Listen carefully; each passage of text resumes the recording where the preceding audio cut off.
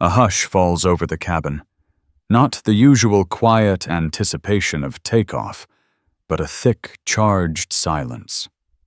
A decorated black professor, a woman who has shattered glass ceilings, is publicly shamed and ordered off a plane for her casually expensive attire. The pilot, a figure of absolute authority in his starched uniform, smirks from the cockpit. But what he doesn't know is that the woman he's trying to humiliate holds a power he can't even fathom. The flight will take off, but before it lands, a career will be publicly and spectacularly dismantled at 30,000 feet, leaving a pilot, a family, and an entire airline in a free fall of scandal and ruin. The hum of the airport was a familiar symphony to Dr. Evelyn Reed. It was a soundscape of hurried footsteps, rolling suitcases, and the distant promising roar of jet engines, the soundtrack of her life. At 48, she was a woman who lived between cities, a celebrated architectural historian, whose lectures at Columbia University were as sought after as her consultations on landmark preservation projects worldwide. Today, the symphony was the overture to a deeply personal journey, a flight from JFK to San Francisco, a cross-country pilgrimage to the bedside of her ailing younger sister, Maya. Evelyn was not a woman who advertised her status. Her uniform was one of understated elegance, a carefully curated collection of bespoke pieces that whispered quality rather than shouting luxury. Today, she wore a pair of tailored cream-colored linen trousers, a simple black silk shell, and a cashmere wrap the color of a stormy sea draped over her shoulders. On her feet were a pair of handcrafted leather loafers that had cost more than the average monthly rent in Brooklyn. Her hair was styled in intricate locks adorned with a few discreet gold cuffs, a testament to her heritage and her unapologetic sense of self. To the discerning eye, she was a portrait of quiet opulence. To the ignorant, she was just a black woman dressed down for a flight. As she approached gate B-42, she could feel the familiar prickle of scrutiny. It was a sixth sense she had developed over a lifetime of navigating spaces not designed for her. She saw the flickers of appraisal from other passengers, the subtle shifts in posture, the assumptions coalescing in their gazes. She ignored them, her focus entirely on the digital screen that read SFO on time.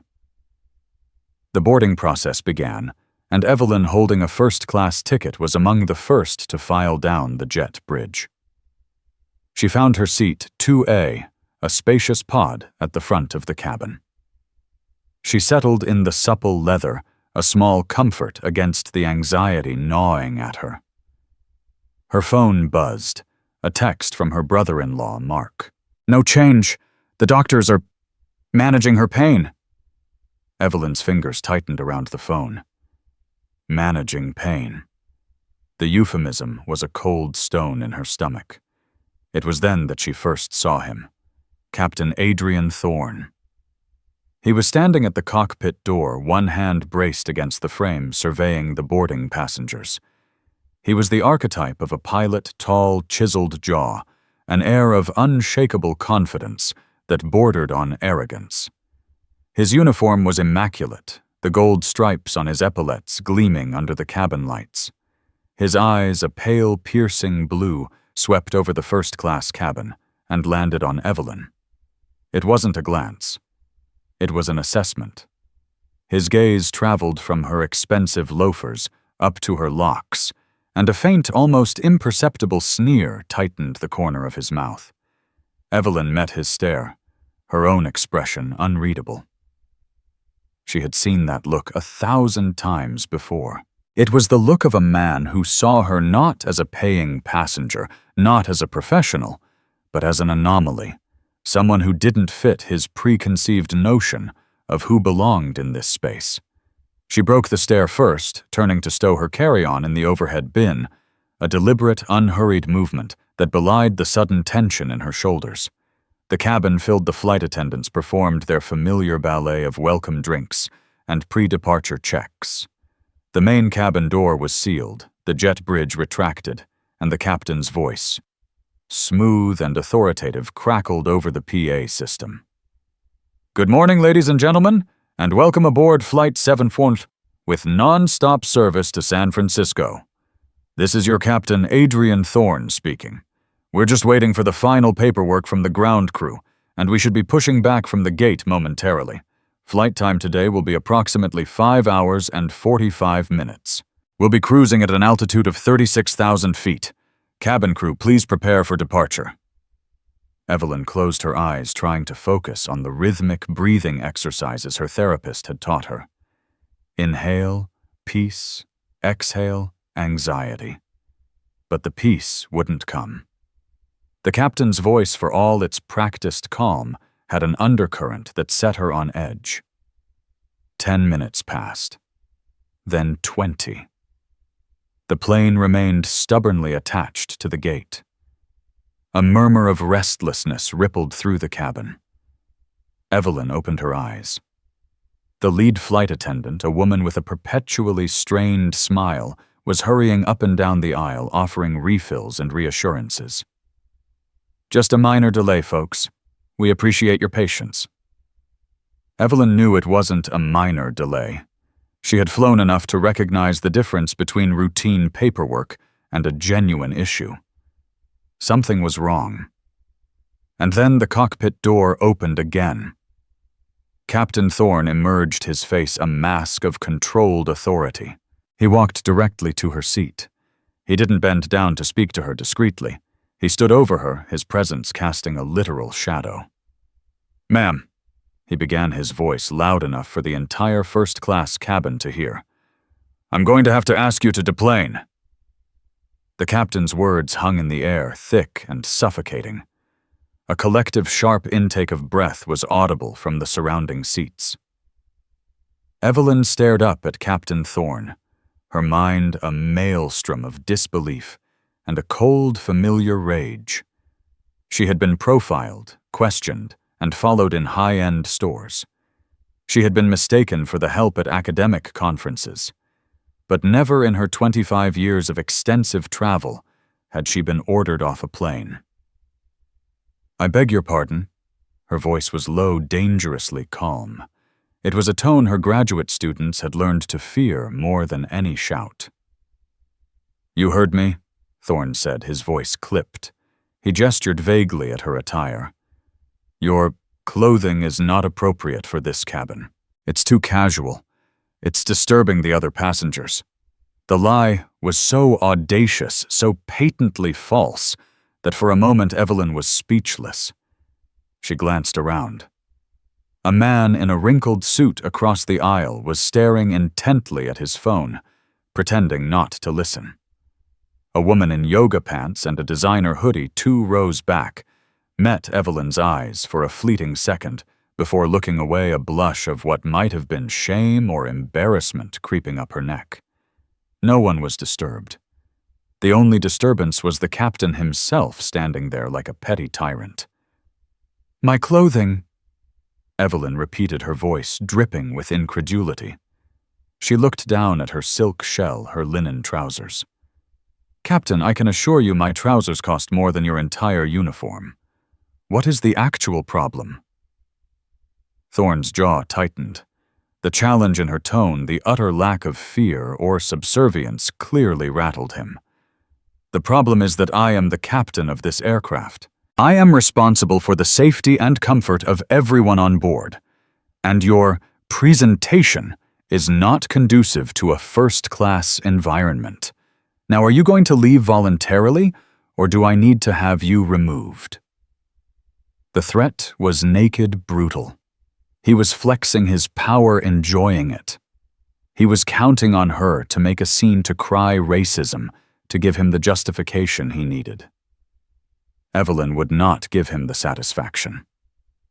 She unbuckled her seatbelt with a deliberate click. "Fine," she said, her voice echoing in the stunned silence. "I will deplane, but you will provide me with your full name and employee number." A smirk played on Thorne's lips. Captain Adrian Thorne. My details are on the public record. He was untouchable, he believed. An airline captain was a minor god in his own metallic kingdom. And the reason for my removal? Evelyn pressed her mind, already working documenting building the case. Failure to comply with crew instructions and causing a disturbance, he said smoothly, the corporate jargon rolling off his tongue. He had done this before. As Evelyn stood, she caught the eye of the lead flight attendant, whose strained smile had finally collapsed into a look of genuine distress. The flight attendant gave a helpless little shake of her head, a silent apology. Evelyn gave a curt nod in return. This wasn't her fight.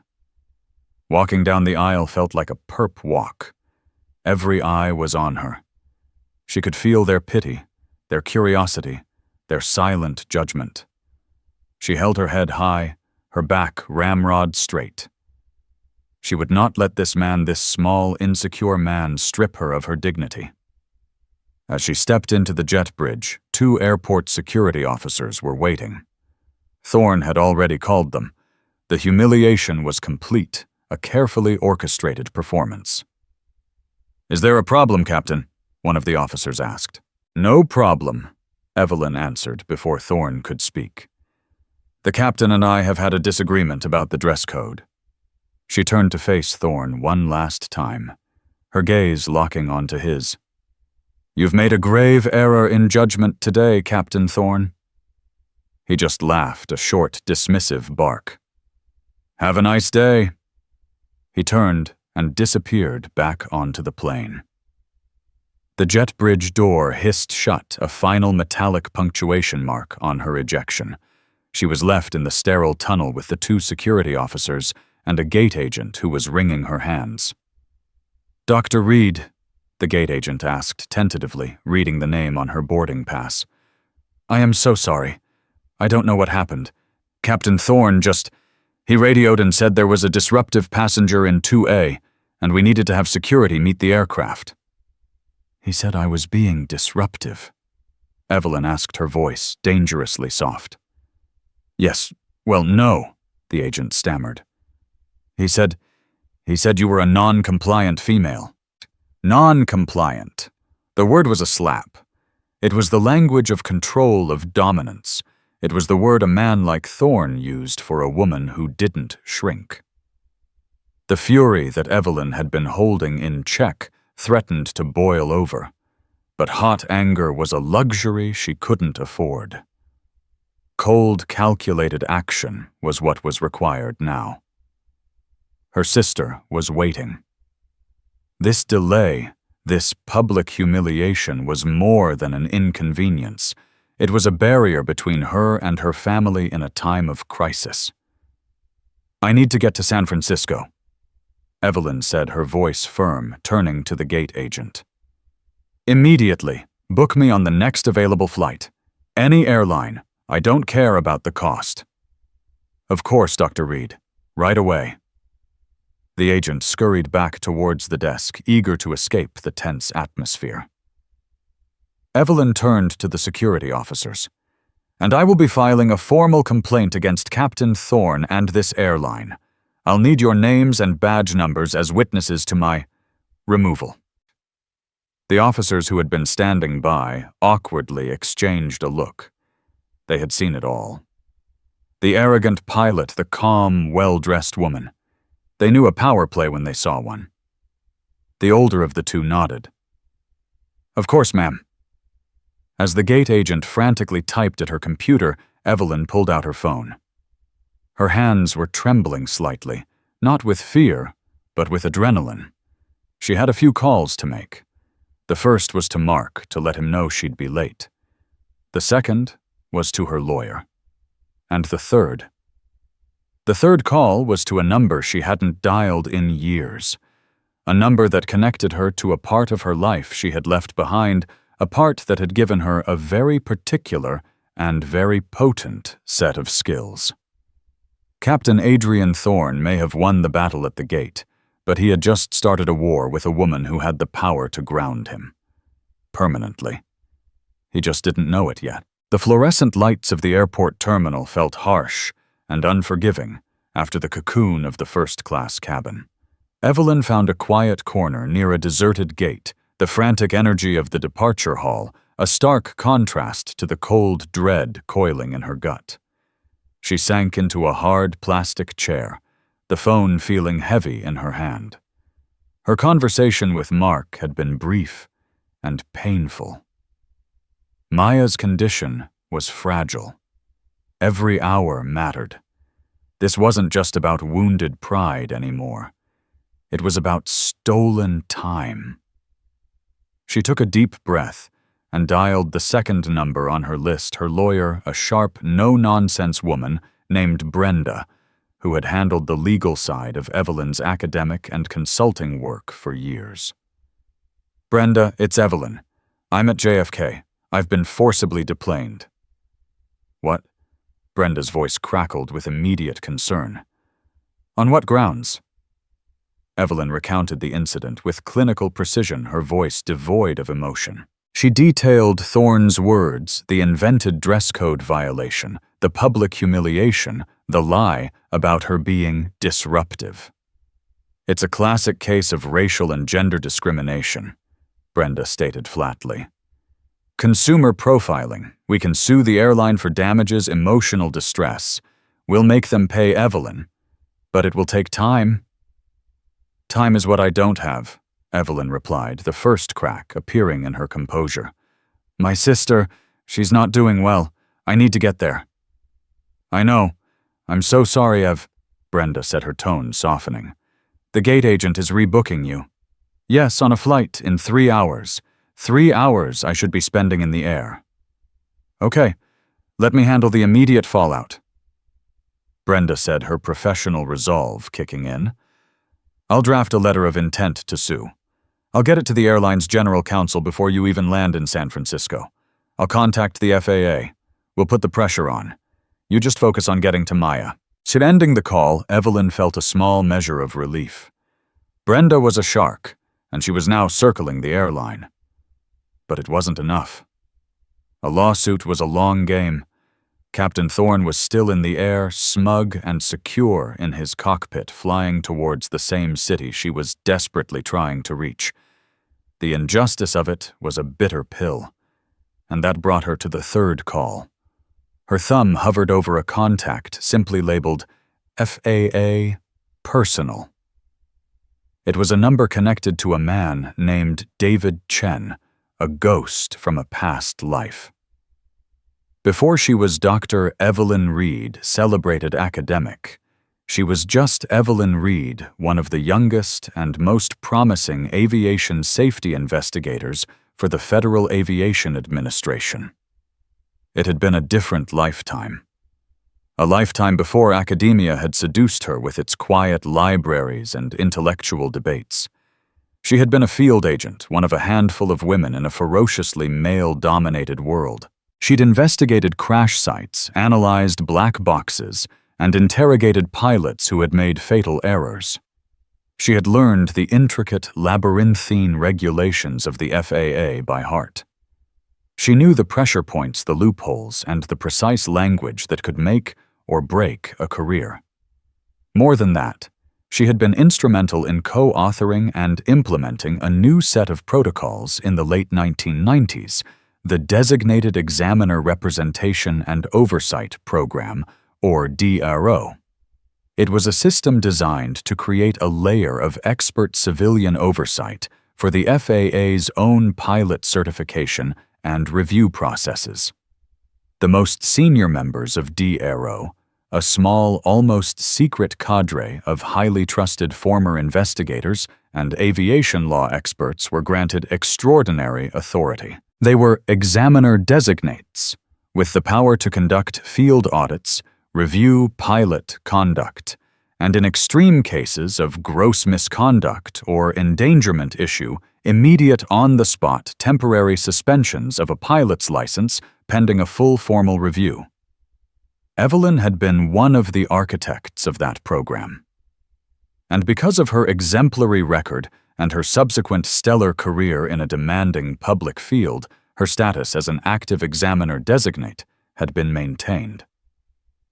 It was a quiet, unpaid position. She rarely thought about a relic of a former self. She had never once in 15 years used the authority it granted her. Until perhaps today. Her heart pounded as she pressed dial. It felt like a betrayal of the quiet academic life she had so carefully constructed. The phone rang twice before a familiar voice answered. "Chen." "David, it's Evelyn Reed." There was a pause, and then a warm laugh. "Evelyn. My God. It's been what, a decade I hear you're shaping young minds at Columbia now. A lot more civilized than picking through wreckage in a cornfield." "Something like that," Evelyn said, a faint smile touching her lips. "Listen, David, I'm sorry to call you out of the blue like this. I need your help, or rather I need to confirm my standing." "Your standing? Everything, all right?" His tone shifted, the casual warmth replaced by the focused attention of an investigator. "I'm at JFK," she began, and for the second time she recounted the story. She didn't mention her sister or the emotional toll. She presented it as a case study, a pilot, an unsubstantiated claim, a violation of common carriage laws, and a clear abuse of authority. David listened without interruption. When she finished, there was a long silence on the other end of the line. "Thorne," he said finally. "Adrian Thorne. The name's not ringing a bell, which means he's probably never been in serious trouble before.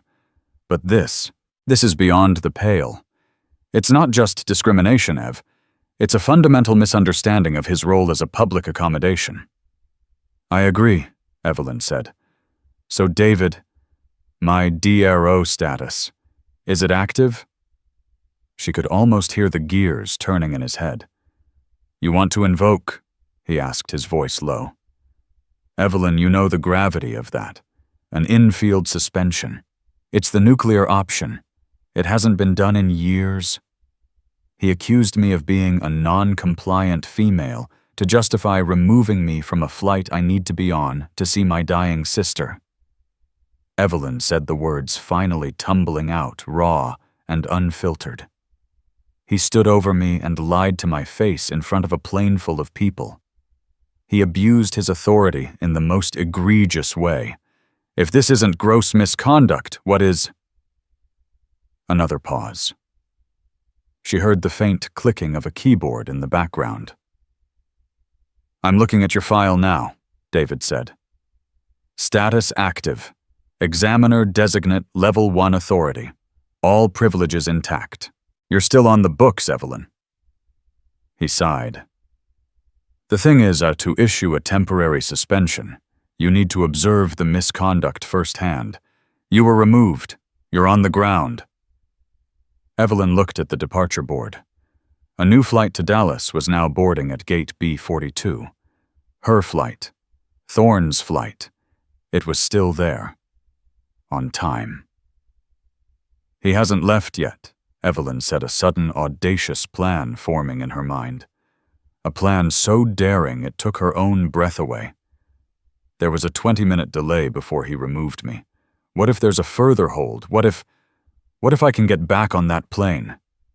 David was silent for a long moment. "How would you manage that?" "The gate agent owes me. The airline is already on the hook for a massive lawsuit. The lead flight attendant knows what he did was wrong. Maybe I can persuade them that the easiest way to mitigate this disaster is to get me on that plane and to my sister as quickly as possible. It was a long shot, a gamble of epic proportions. And if you do," David asked, his voice tight, "if you get on board, what then?" Evelyn's gaze was fixed on the plane sitting just beyond the window, a silver behemoth waiting to carry her tormentor into the sky. "Then," she said, her voice dropping to a steely whisper, "I do the job I was trained to do. I become an FAA investigator again, and I conduct a field audit at 36,000 feet." The walk back to gate B42 was the longest of Evelyn's life. Every step was a gamble, Her plan was audacious, borderline insane, and hinged entirely on the confluence of guilt, fear, and a desperate airline employee's desire to make a problem disappear. She found the gate agent, a young woman named Maria, still looking pale and shaken. The moment Maria saw her approaching, her eyes widened in panic as if expecting a fresh round of shouting. Evelyn offered a disarmingly calm smile. "Maria," she said, her tone gentle, "I know this isn't your fault. You were put in an impossible position by Captain Thorne." Maria visibly relaxed, relief flooding her features. "Dr. Reed, I am so sorry. I've rebooked you on a flight leaving in 2.5 hours. I've upgraded you, of course, for what it's worth." "I appreciate that, Maria, but I don't have 2.5 hours." Evelyn leaned closer, lowering her voice. "My sister is in palliative care in San Francisco. I was flying to see her. Every minute counts." The agent's face crumpled with sympathy. "Oh my God, I had no idea. Captain Thorne didn't give me a chance to explain." Evelyn continued, pressing the advantage. "Now your airline has a very big problem. My lawyer has already been in touch with your corporate office. A lawsuit is coming, a big one, for racial discrimination and a violation of my civil rights." Maria's eyes darted around nervously. But, Evelyn said, letting the word hang in the air, "perhaps there's a way to de-escalate this, to show good faith." She paused, letting the silence stretch. "That flight," she said, nodding towards the plane still docked at the gate, "is still here. There must be a reason for the delay." Maria wrung her hands. "It's the captain. He's citing a cabin security concern. He's insisting on a full passenger manifest cross-check. It's a stall tactic. Everyone knows it. He's trying to justify the delay he created by removing you." Of course he was. He was covering his tracks, creating a paper trail. The arrogance was breathtaking. "Here's my proposal, Maria," Evelyn said, her voice a conspiratorial whisper. "You are the gate agent in charge. You have the power to reopen that door. You let me back on that plane.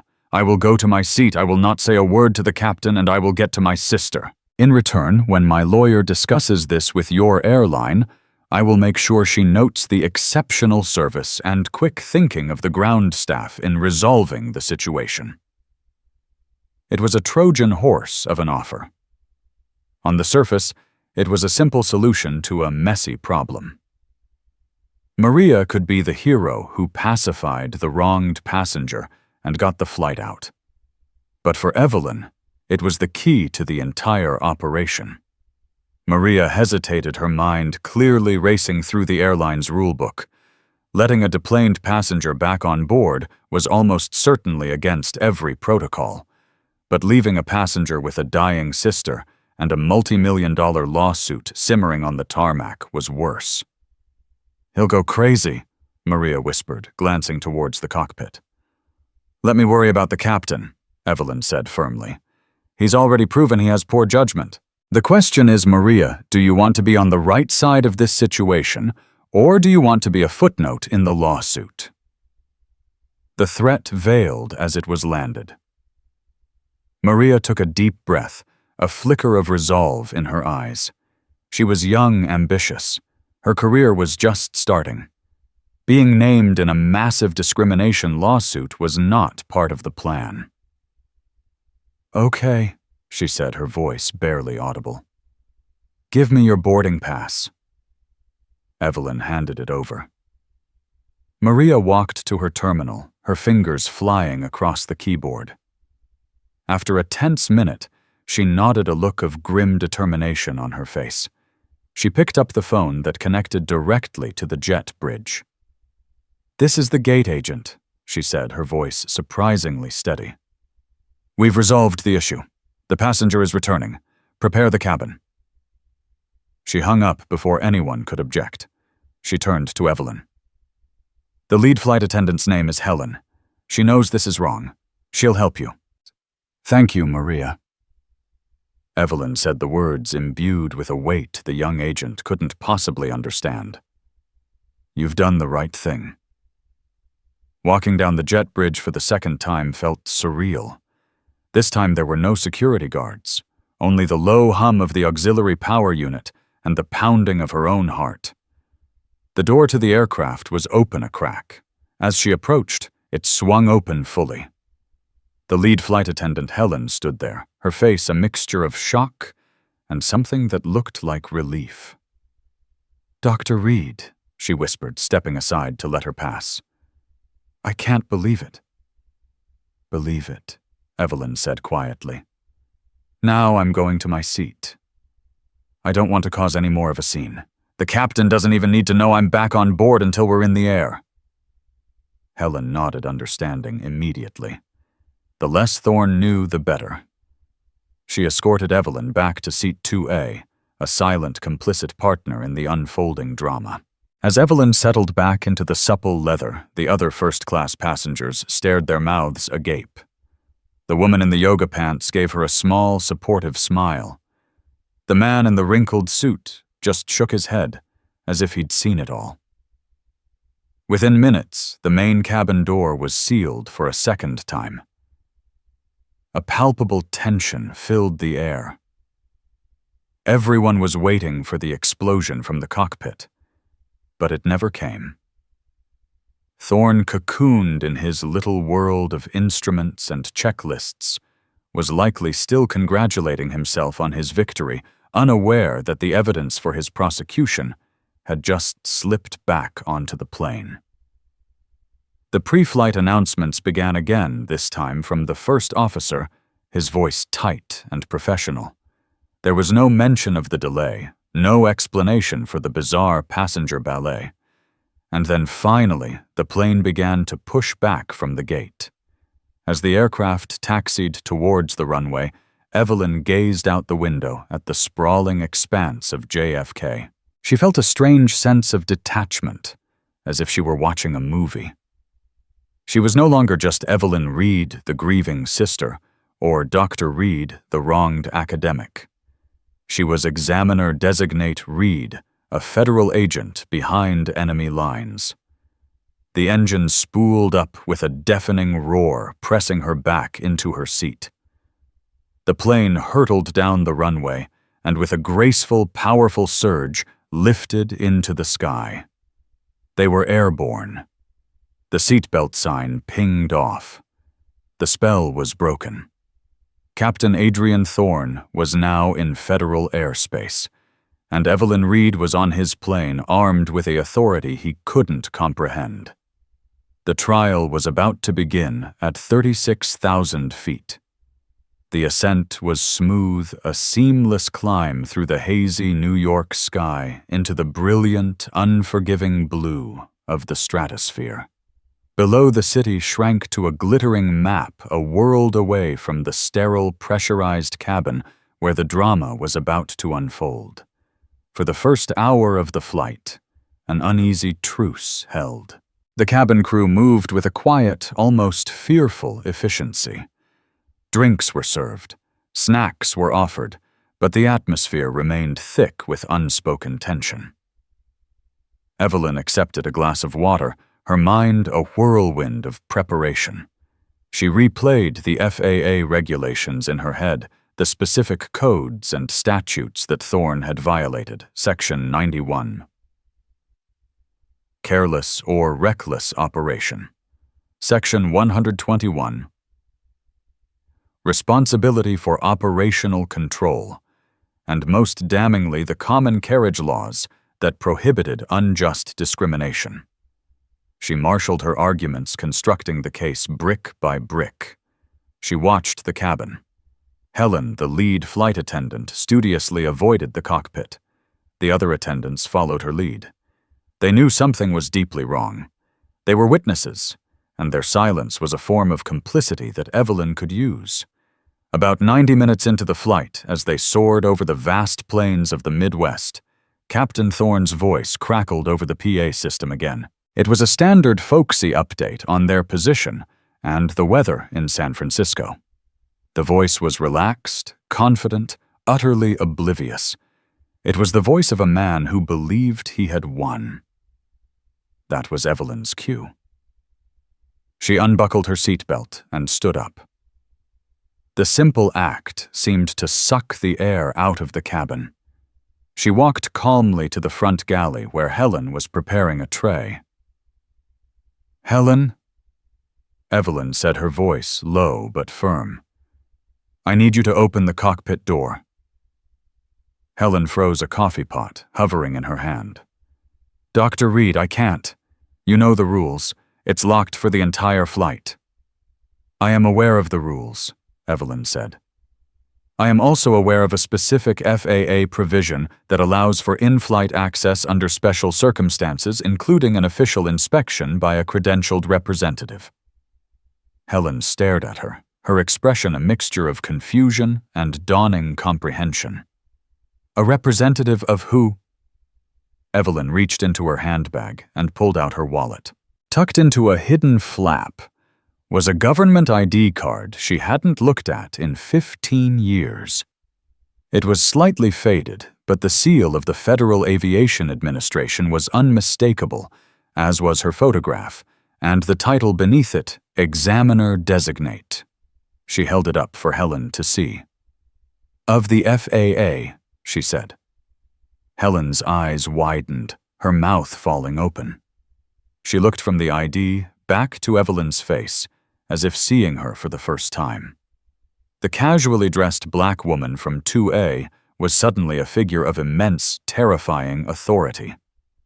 "I need you to use the intercom to inform Captain Thorne that Examiner-Designate Reed requires immediate entry to the cockpit for an official field audit."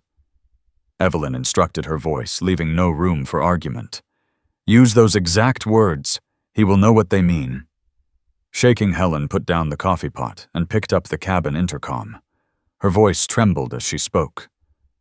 "Captain Thorne, you have a call from the cabin." There was a pause.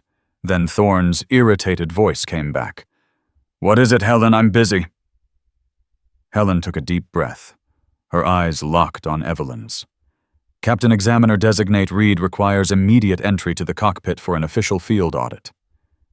The silence that followed was absolute. It stretched for 10, then 20 seconds. It was the sound of a man's entire world collapsing. In the rarefied world of commercial aviation, those were the words every pilot dreaded.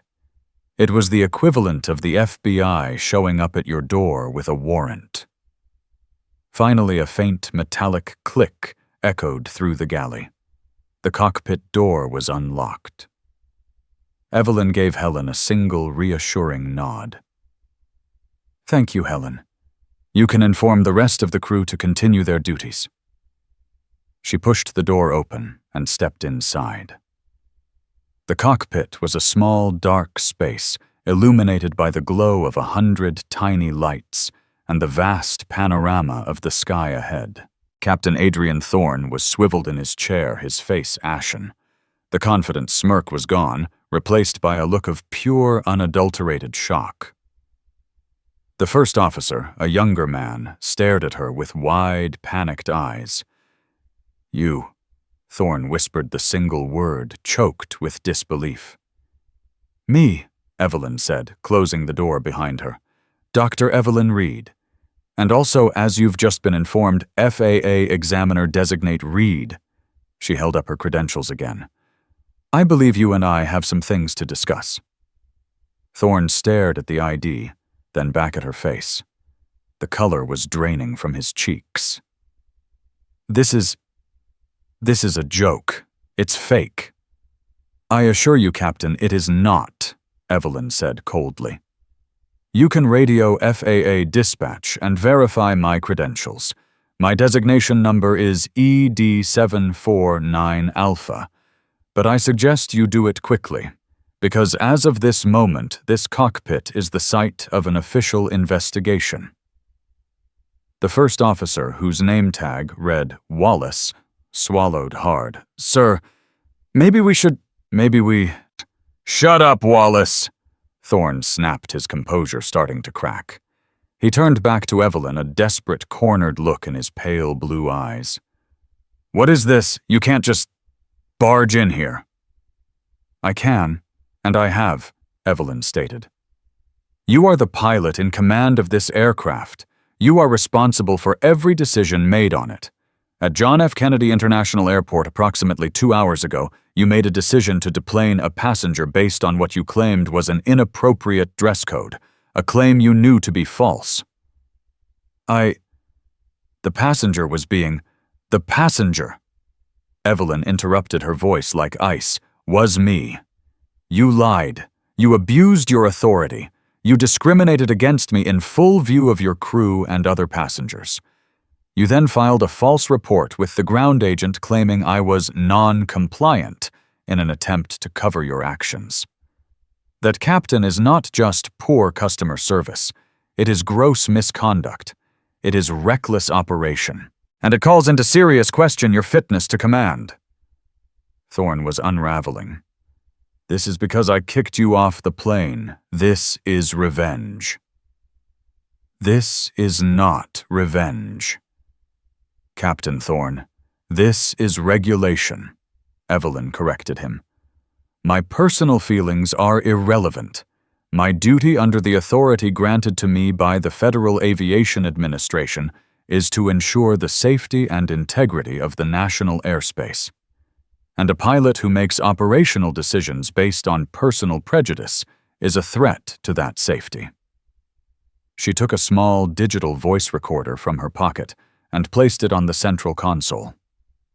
This entire conversation is now on the record. She turned her attention to the first officer. First Officer Wallace, I will ask you once, did you concur with Captain Thorne's decision to remove the passenger from seat 2A? Wallace looked from Thorne's furious face to Evelyn's unyielding one. He was trapped. Captain Thorne is in command. I deferred to his judgment, he stammered. A convenient answer, Evelyn noted. But we'll get back to your role in this later. She turned back to Thorne. His hands were gripping the yoke, his knuckles white. Now, Captain, Evelyn said, her voice dropping, the finality of her next words hanging in the air. Pursuant to my authority, as an examiner-designate under FAA regulation, CFR, Part 183, Section 183.33, I am informing you that I have found clear and convincing evidence of gross misconduct and a willful disregard for regulations. Therefore, effective immediately, I am issuing a temporary suspension of your airline transport pilot license, pending a full formal hearing. Thorne stared at her, his mouth opening and closing silently like a fish out of water. You can't. I can, Evelyn said. And I have. She reached forward and picked up the cockpit radio handset. First Officer Wallace, you will now assume command of this aircraft. You will notify air traffic control of the change in command, citing FAA regulatory action. You will fly us to San Francisco, where we will be met by FAA officials. Is that understood? Wallace, looking terrified, but recognizing a direct, lawful order, could only nod. Yes, ma'am. Evelyn keyed the microphone. Her voice was steady, professional, the voice of an investigator closing her case. Mayday. Mayday, Mayday, she said, using the universal distress call to ensure every ear was listening. This is FAA Examiner-Designate Reed, aboard Flight 714. I have taken regulatory action in the cockpit. The pilot in command, Adrian Thorne, has been relieved of duty. First Officer Wallace has assumed command. We are proceeding to San Francisco and require FAA ground personnel to meet the aircraft upon arrival. Acknowledge. The radio crackled, and then a calm voice from the Oakland Air Route Traffic Control Center came back laced with shock, but utterly professional. Flight 714, we acknowledge. FAA on the line. Stand by. Evelyn put the handset down. She looked at Adrian Thorne. The arrogant captain who had tried to humiliate her was gone. In his place was a broken man staring out at the endless blue sky that was no longer his to command. He had been stripped of his authority, his career, his identity at 36,000 feet by the woman he had deemed unfit to fly in his plane. The flight was far from over, but for Captain Thorne, the fall had just begun. The remaining 3 hours of the flight passed in a state of suspended animation. The cockpit, once a sanctuary of command, became a silent, tense prison. First Officer Wallace, thrust into the role of his life, flew the plane with a rigid, fearful precision.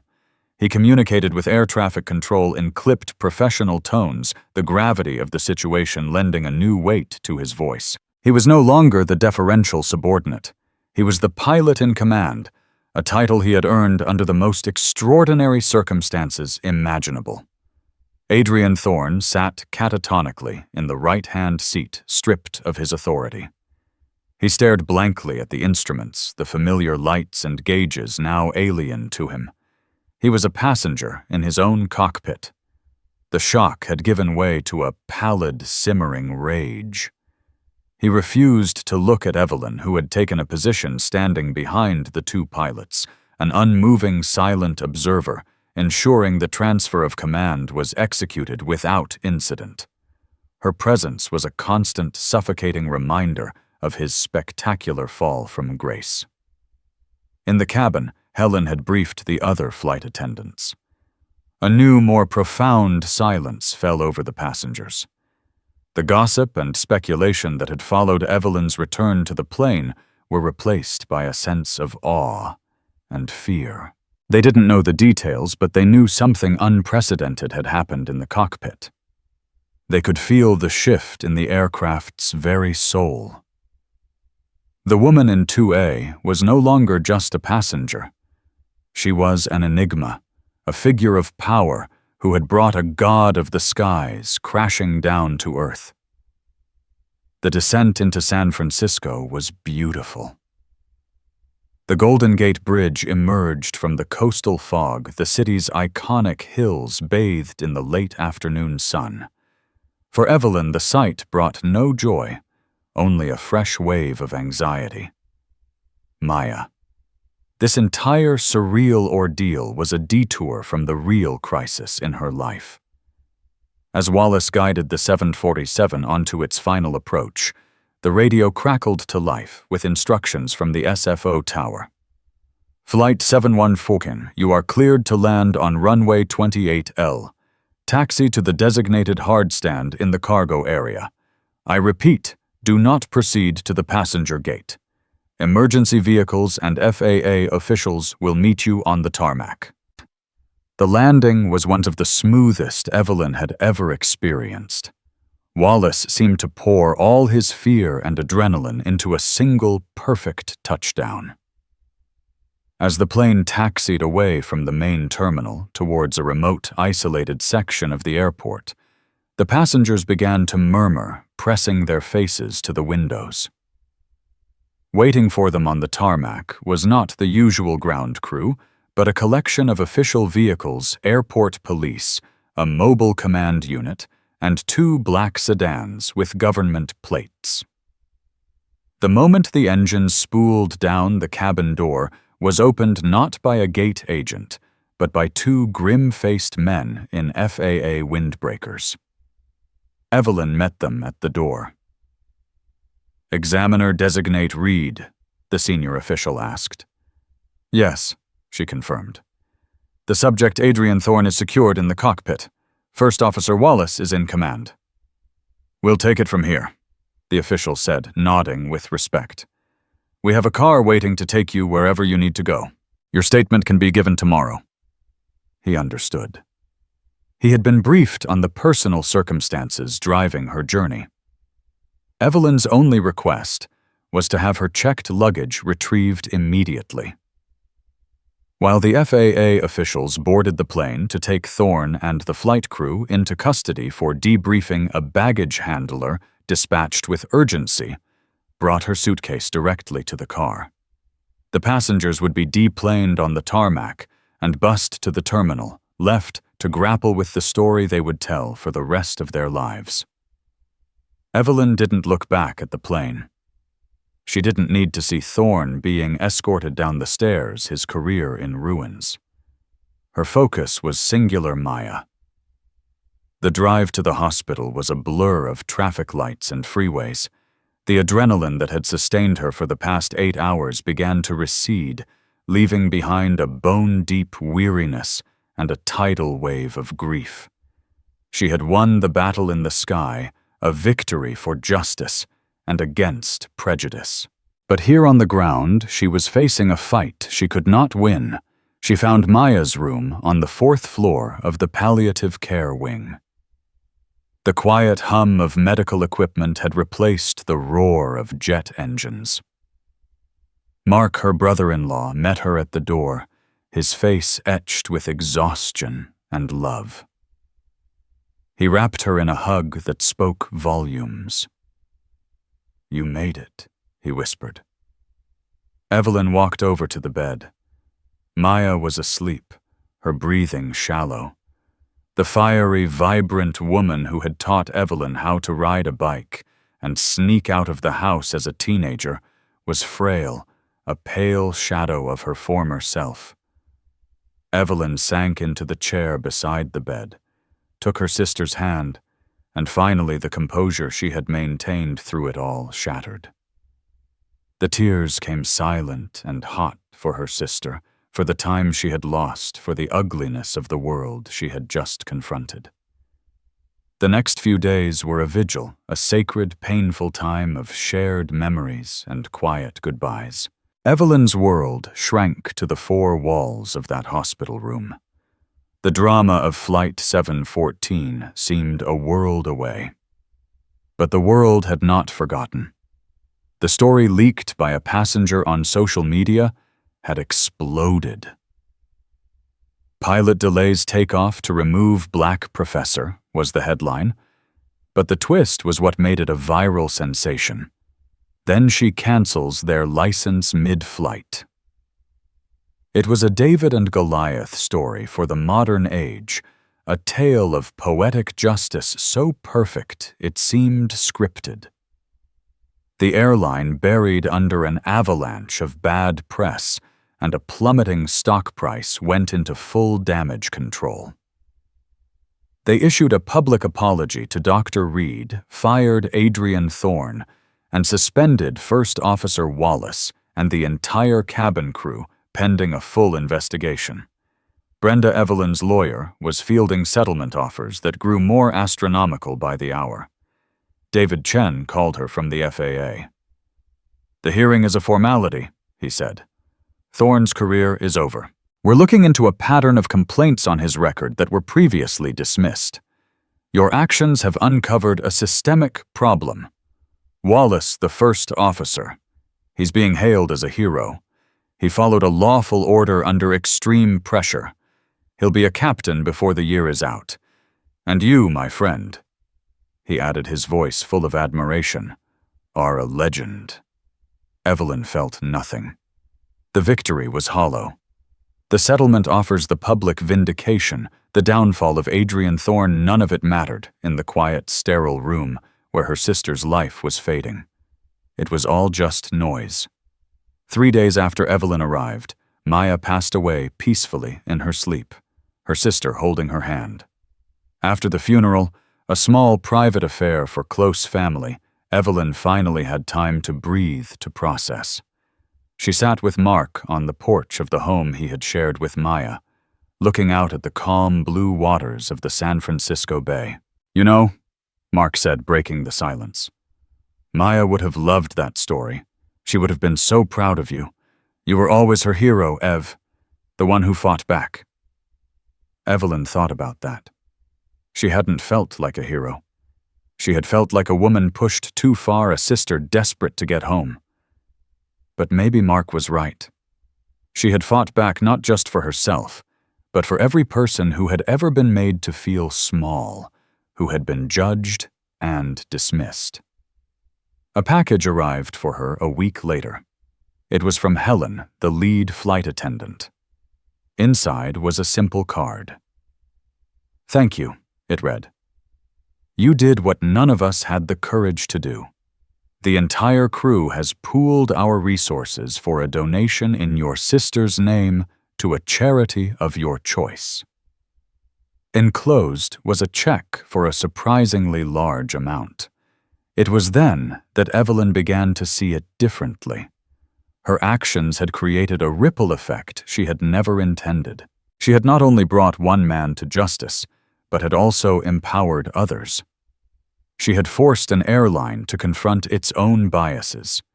She had, in her own way, made the world a slightly more just place. The fight had been personal, born of a family crisis. But the aftermath, she realized, was universal. It was a story that needed to be told. The world needed to know what happened on Flight 714. Not for her own vindication, but for the principle of the thing.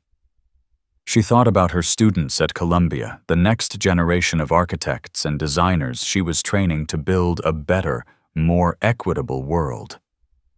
This was a lesson for them, too. She picked up her phone and called Brenda. "Brenda," she said, her voice clear and strong, "forget the settlement. We're going to trial." Evelyn rejected the airline's multi-million-dollar settlement offer without a moment's hesitation. The money was hush money, a corporate attempt to bury the story and avoid public accountability. For Evelyn, this was no longer just about a personal insult. It was about the principle. Taking the money would mean Adrian Thorne's actions, and the corporate culture that enabled them would remain a private matter. She wanted the truth on the public record. She wanted a trial. Held in a packed New York federal courtroom a year later, the trial became a media sensation. When Evelyn took the stand, she commanded the room not with emotion, but with the cool, analytical precision of the academic she was. She framed the entire incident as a matter of public safety. A pilot's authority is a sacred trust granted on the condition of sound, unbiased judgment, she told the jury, her voice steady and clear. When Captain Thorne used his authority as a weapon of personal prejudice, he compromised the safety of every person on that flight. My decision in that cockpit was not about revenge. It was about upholding that trust. The airline's defense crumbled. The flight attendant, Helen, testified to the captain's non-compliant female remark. First Officer Wallace confirmed there was no safety reason for the removal. Adrian Thorne's own testimony was a disaster. His claims that Evelyn was aggressive and her attire unprofessional sounded hollow and absurd. The final blow came when Evelyn's lawyer, Brenda, revealed 2 prior internally dismissed complaints against Thorne from other women of color, painting a clear pattern of behavior. The jury deliberated for less than 4 hours. Their verdict was a clean sweep for Evelyn, finding the airline liable on all counts. The compensatory damages were substantial, but the punitive damages were historic, an astronomical sum designed to punish the airline and send an unmistakable message to the entire industry. Leaving the courthouse surrounded by a sea of cameras, Evelyn gave a brief, powerful statement. She didn't speak of her own victory, but of a larger one. "Today's verdict is not just for me," she said, her voice full of quiet conviction.